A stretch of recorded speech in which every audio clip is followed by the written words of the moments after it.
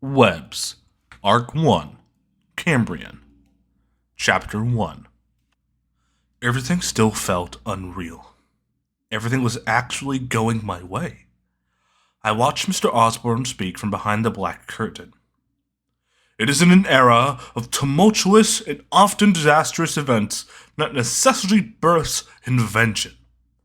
The man had a deep voice that carried a commanding sort of professionalism, the kind you could probably only get from decades of experience talking to crowds or a lot of speech coaching. An era that has forced companies like my own to rise to the occasion. When Behemoth attacked our city, the devastation drove Oscorp to pioneer reconstruction efforts beyond anything we'd seen on a standard scale.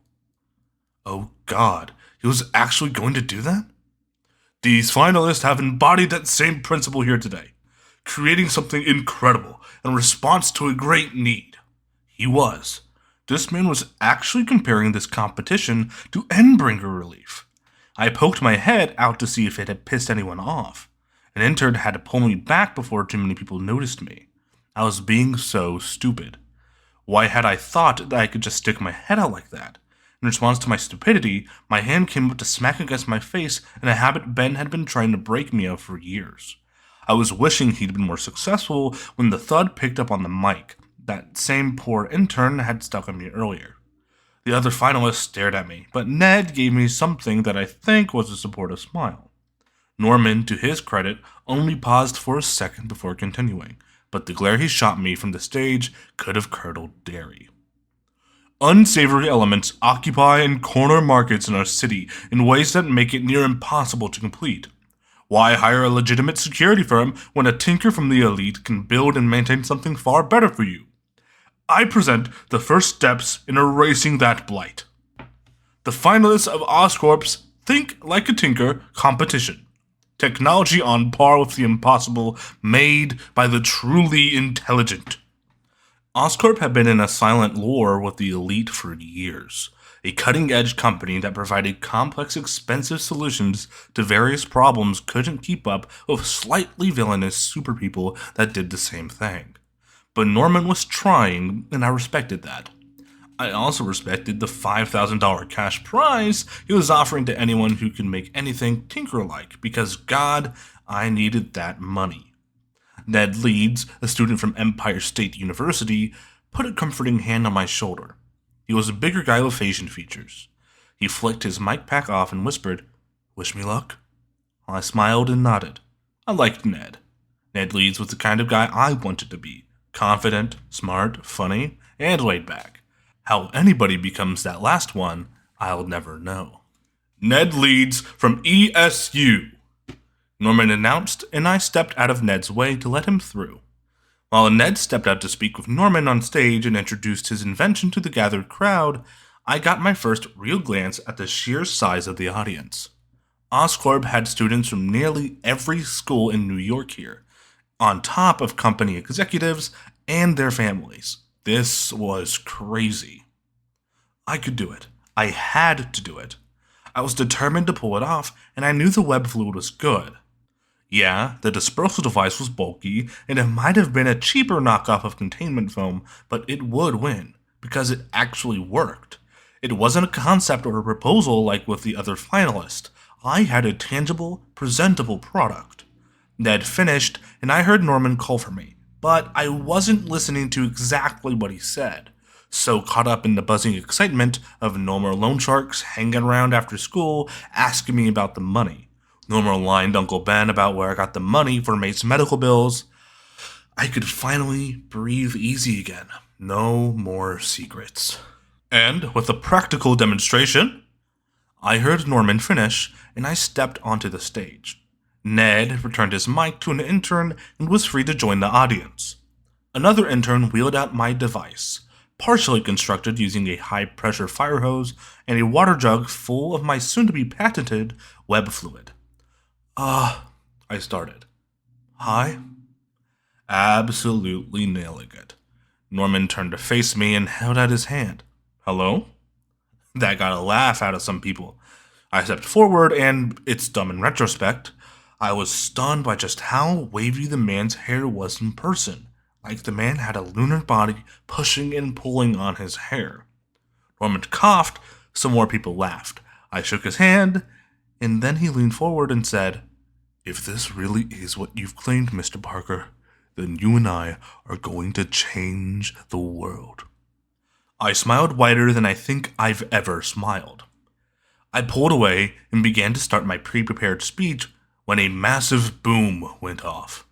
The deafening sound made my heart rise up, but then it immediately sank deeper than it ever had before as columns began to collapse and I felt my salvation slipping away. There'd be no chance to present. As selfish as it was, my thoughts were only about how terrible it was for me. I tried to look up at where the explosion had originated from, but I was only met with smoke and rubble cascading down over the stage. It was only then that the horror really began to set in. It was like slow motion for me. A large piece of column came tumbling down near the intern who had already begun to run away. Without the intern, the closest thing for the impromptu boulder to crash into was my web fluid device. On instinct, I tried to dive for it, push it out of the way. This device was the one thing that was going to save me from the debt hole I dug myself. It was supposed to help Ben and May. The impact crumpled the aluminum frame that made up the bulk of the device. With the connection with the main device itself now broken, the web fluid tank spilled lazily out onto the ground, which contrasted the chaos surrounding me. My eyes naturally turned to gaze out into the crowd. People were running, some were already crushed by debris.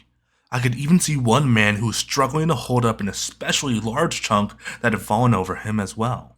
My eyes went back to the stage floor. My dive was ineffective. I was on my hands and knees on the stage itself. Wanting to get away from it all, I tried to use the freshly polished mahogany stage as a focus point to drown out everything around me. But then, my web fluid that had spilled out managed to trickle its way into my view, rolling towards me.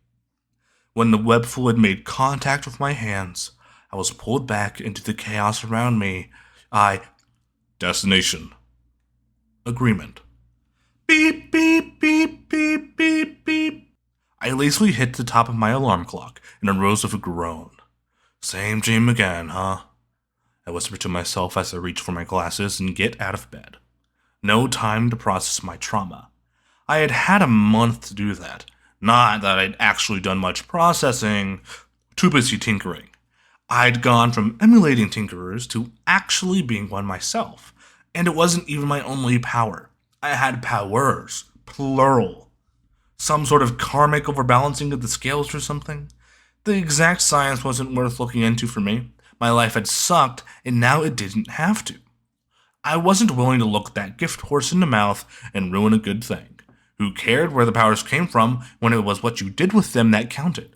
Maybe in the future, when I'd had my fun, I'd give the whole hero thing a try. But for now, I just wanted to use my powers to have fun and post videos on PHO. A knock at my door managed to get me out of my head. "Peter, are you awake?" May spoke in a controlled voice outside my door. I appreciated that she never opened my door without permission. She was always one to respect my boundaries that way. "Yeah, I'm up," I said, pulling on some pants that I was fairly certain were clean from the pile in the corner. "Good. Breakfast is ready and Ben has already headed out for work, but he'll be home for dinner tonight so we can eat together." "Sounds like a plan. I'll be down in a minute." My reply came out muffled while I pulled on my shirt. I could hear sounds of May's footsteps moving away. I used that opportunity to put on my harness. It was an essential part of my suit. I had bought the base from a nearby hardware store and went to Tinkertown on it, adding a couple web shooters on the back of the shoulder straps. This was to help stop me from falling to my death if I missed a normal web shot and started plummeting. Never knew what could happen, so I put it over my t-shirt, then put on my Midtown High hoodie over it. Then I grabbed the rest of my suit and stuffed it into the back compartment of my backpack, just in case I saw an opportunity to do some stuff after school. Pulling my backpack on, I looked at myself in the mirror to make sure the harness isn't too obvious, and then head downstairs to have breakfast with May. "Oh, you look nice today, Peter." May complimented me as I came downstairs. I rolled my eyes. It was hard to imagine I looked nice in my baggy hoodie and tousled hair. You say that every day, Aunt May. Aunt May laid a plate out for me on the table. She gave me a kiss on the forehead as I sat down. That's because it's always true, Peter. I rolled my eyes again, and she pulled out her chair to sit beside me. Okay. I just shut up and ate my toast. May was quiet and barely touched her own plate. Peter? She began, and I had to quickly swallow the large bite of bacon I'd just taken. Yeah, I choked out. May's expression softened in this way that she told me this was going to be something serious. Yes, Aunt May. She reached out a hand over the table and spoke. Are you sure you're ready to go back to school? This again. I'm fine, I said hurriedly. Do I not seem fine? Aunt May's face soured the same way it had when Ben would bring me home from a trip to Central Park, our nice ironed-out clothes wrinkled and covered in dirt. How would I even know, Peter? This was intense. I was trailing off.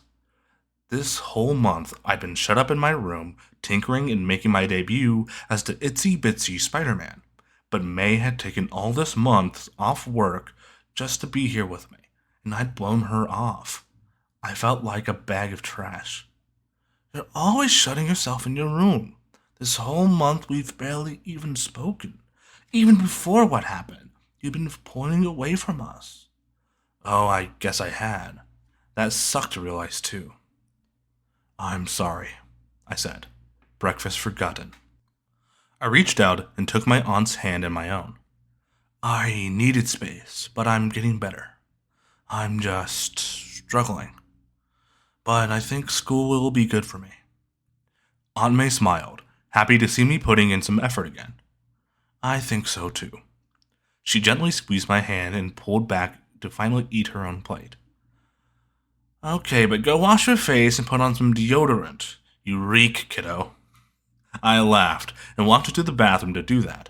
I probably shouldn't go in on my first day back smelling like the dead.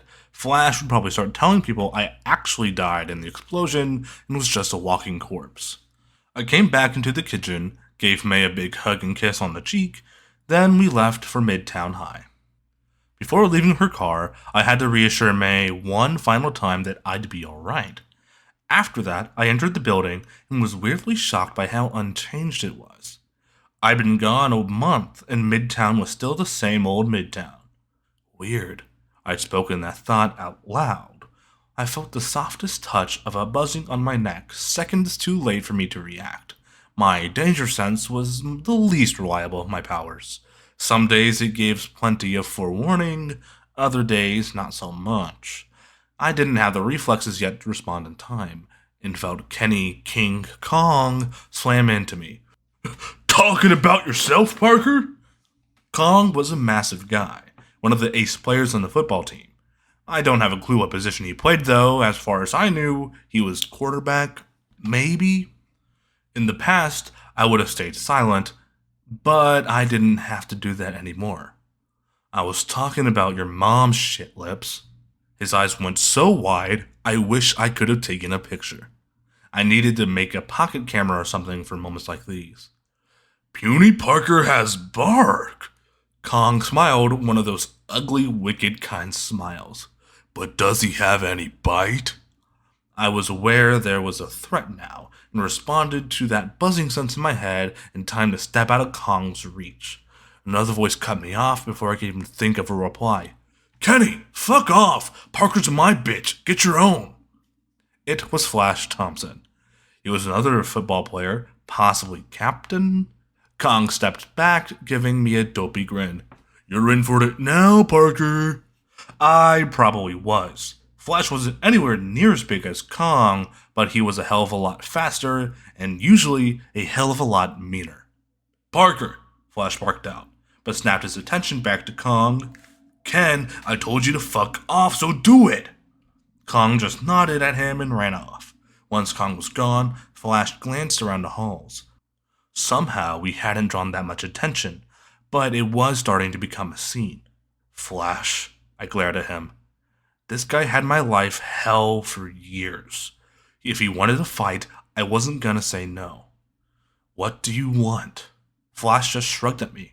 To get some air. Talk a little. That had to be code for a fight. Okay, yeah, lead the way, I quickly responded. He looked relieved that I agreed. We walked out of the building. May had dropped me off early, so we had another 20 minutes before classes actually started. I started stretching, my brute power making me stronger and more durable with physical strain. The more I was exerting myself, the stronger I'd be. Flash turned around to see me stretching and laughed at me. Fuck are you doing? I frowned in confusion. Stretching? I'd explained. Well, quit it. I'm not gonna fight you. I shook my head, continuing to be confused. You really just wanted to talk? He nodded. Jesus, Pete, you survived a bombing. That shit, it fucks with people. The sad, reflective way Flash spoke forced me to re-examine him for the first time in years. He was the blonde, blue-eyed captain of the football team. But the idyllic high school jock also had his own problems, didn't he? My dad survived 94, but he was just outside the kill zone for a long time. I've heard stories about what he used to be like. The man he used to be. I wish I could have known that version of him. Flash. I was as confused as I was touched. The world has enough assholes. I know, I'm one of them. I shook my head and asked him the question burning at the top of my mind. When did you get so introspective? He frowned. It's not like I was on that stage or even in the audience, but the rest of us non-egghead types were there too on that trip. Safe in another building for sure, but we had to watch on TV as our classmates were at ground zero of a terrorist attack. Me and the other students who'd been in the Oscorp Science Building had been given a month to process the events, but they hadn't extended the same courtesy to the students who witnessed it from the factory tour most of my class had been doing at the time. I'd lived, but a lot of people hadn't. Of the hundreds there that day, 50 people hadn't made it. If the tower had actually collapsed, it would have been astronomically worse, as was Oscorp's presentation hall, and its occupants had been the only victims. I was a bit too outgoing for most of the other dorky types, and much too dorky for the more outgoing types. I'd never been close with that many people. Flash, as a popular football bully, probably knew the 3 who died in the partial collapse better than I did. It must have been a lot to process on top of school, I said awkwardly. Are you okay? I asked, and Flash shook his head. I'm trying to be. He turned to look at me. How are you holding up? He asked me, and for the first time in a long time, I answered that question truthfully. Barely, but I'm trying. He nodded, and we stood in a weird, comfortable silence until we needed to book it to our classes. Classes came and went. A few people asked me about Oscorp. Most just talked about it around me like I couldn't hear them. It was all in all a fairly normal day, that is until lunch came around. I set my bag down at the end of the table. Most people avoided because it was too far from the lunch lines. It's normally where I sat. I never had anyone to talk to much, so I didn't need much time to finish my food. Flash gave me another weird nod. I guess this was just the new normal for us. Amicable respect for each other's trauma? It'd be getting shoved around, so I'd take it. There was a girl in front of me I recognized from the morning of Oscorp trip. Her name was Cindy Moon. Cindy and I had shared a few classes before, but never talked. I remember speaking to her a bit on the bus ride. She'd been nice, and I remember feeling dumb for never talking to her before that. I'd completely forgotten about her in the chaos that had followed. Seeing her now brought a lot of sudden feelings through. The first was relief that she was fine. I hadn't seen her much after the other finalists, and I had been separated from our respective classmates. The second and immediately alarming feeling was that of an almost buzz on the back of my neck, like that of my danger sense. She seemed to have had something similar because we both seemed to shiver at the same time. The third and most embarrassing feeling was that I thought she looked like the prettiest girl I ever met. Relief, danger, and attraction mingled in my brain, and I struggled to find the right words here. If that shiver had been connected to mine, did she also have powers? Shock and anxiety joined the already chaotic concoction brewing in my temporal lobe. I was staring for too long. She quirked an eyebrow at me. Peter, you okay? She said it out of a relief that I was alright, but I took the words and applied them in a new context. You're okay, Peter. This is fine, I told myself. It's cold in here, and I must have just mistaken a regular chill for the sensation of my vague, hard-to-gauge thinker power. Yeah, I said. Then quickly added, and so are you. I didn't see you again after everything, so I wasn't sure. She nodded, collecting her tray and walking away. She had this graceful way of walking that I found myself distracted by, not in a lecherous way. I mean, there was something so poised and elegant in the way that she maneuvered around things that just felt sort of off to me, like each step she took was perfect. I pulled my attention away from Cindy and grabbed my own tray. I'd been content just to write this whole thing off as weird and not think about it again. Cindy, however, walked perfect measured steps over to my table. Hey, you don't have to sit with me, I said. I'm not in desperate need for friends or anything. I'm doing alright with everything. Cindy nodded at me again. She really was beautiful. Her dark hair was styled into a bob cut that served to frame her sharp yet elegant features perfectly. She spoke and snapped me out of my head. I know I don't have to. I just want to. Maybe I'm the one who needs a friend. Oh. I was kind of being a self-absorbed ass. Right, sorry. She smiled and shook her head. It's fine. I'm not actually hurting for more friends right now either. I just wanted to talk with you again. I could understand that. Yeah, I'm still kicking myself about how we never hung out before. I would have loved your help in chem class last semester. She laughed. The one where you and Flash nearly burned down the school? I smiled, laughing now too. Hey, he started it. It's barely even his fault too, though. We told Mrs. Frank that we'd kill each other if she made us partner up, and we nearly did just that. Did this weird truce between Flash and I mean no more classroom endangering antics? I hope so. She thought cooperation would mend your conflict, but it made it so much worse. I actually ran to get the fire extinguisher off the wall, and Liz had to take it from me because I was being too slow with it. I didn't know that part. Turns out, we had a lot of stories like that, and spent lunch period retelling the other stories from our own perspectives. It was nice, but all the talking meant I'd only barely finished my food before the bell rang. Did anything weird happen to you during the explosion? She asked me, and I considered the weird shiver before, and her steps that seemed so calculated. Like getting powers? I considered asking, but what if she was a ward or involved with a team or something? I didn't want to be part of anything like that, for the time being anyway. Spider-Man is a solo gig strictly for having fun. Other than almost being flattened by debris? No, not really. I lied, shrugged, and then asked, what about you? She smiled, and for the first time, it looked sort of awkward. About the same. I was sure she was lying as well, but it didn't really matter. I'll see you around? I tried not to sound too hopeful. Yeah, I'd love to sit with you again tomorrow. I nodded and internally celebrated getting to spend more time with my crush, who might be a lying parahuman. That last bit, though, was fine, because so was I. After school, May picked me up and took me home. I snuck out for an hour to collect a bit of swinging footage for my next upload, then snuck back home, stuck my camera into my computer, and started editing. I heard Uncle Ben call me down for dinner, paused the edit, hid the tab, then came downstairs. When I came down, I was greeted with May's worried face, that she seemed to always have recently, and Ben's warm smile.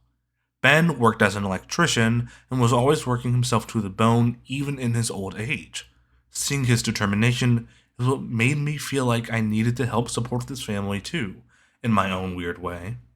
Ben greeted me in his deep yet soothing voice. Peter, how was school?